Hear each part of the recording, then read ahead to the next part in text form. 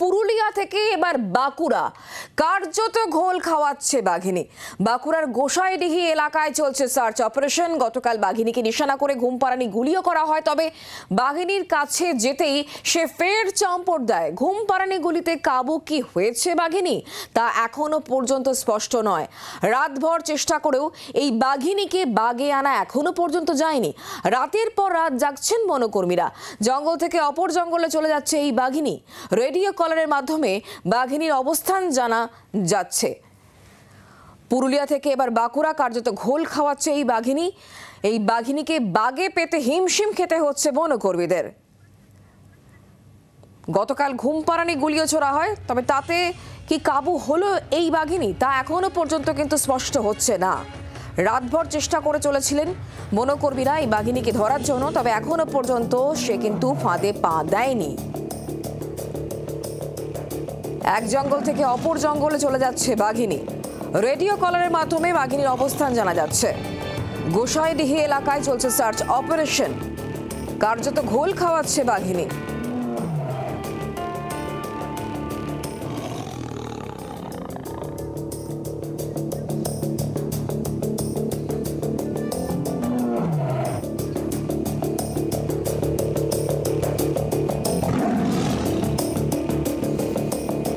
গতকাল রাতভর চলেছে সার্চ অপারেশন। এই বাঘিনী কোথায় রয়েছে তা জানার চেষ্টা করা হচ্ছে। কিভাবে তাকে বাগে আনা যায় সেই চেষ্টা করে চলেছেন বনকর্মীরা।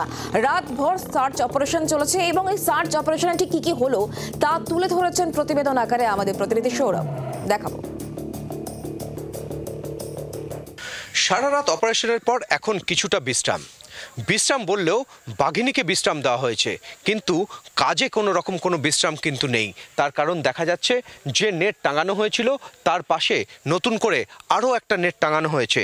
শুধু তাই নয়, ভেতরে যেখানে বাঘিনী রয়েছে সেই জায়গাটাকেও আরও ছোট করে নেওয়া হচ্ছে এবং আড়াআড়িভাবে নির্দিষ্ট জায়গা চিহ্নিত করে সেখানেও নতুন করে নেট টাঙিয়ে দেওয়া হচ্ছে, যাতে বেশি এলাকা ছোটাদৌড়া করতে না পারে বাঘিনী।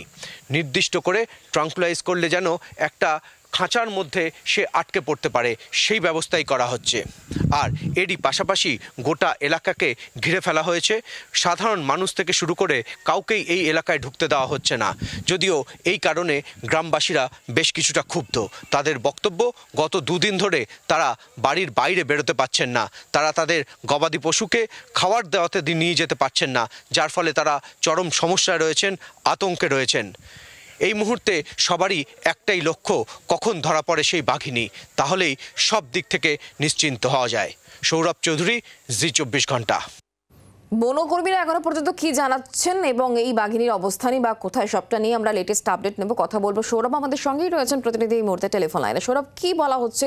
এই বাঘিনীকে তো কিছুতেই বাগে আনা যাচ্ছে না, এখন তার অবস্থান কোথায়, কিভাবে তাকে ফাঁদে ফেলা যাবে সে বিষয়ে কি বলা হচ্ছে? দেখো, এখনো পর্যন্ত বাঘিনী তার পূর্ববর্তী অবস্থান অর্থাৎ গোপালপুর এলাকাতেই আছে। এই গোপালপুর এলাকাটা হচ্ছে যে তিন দিকে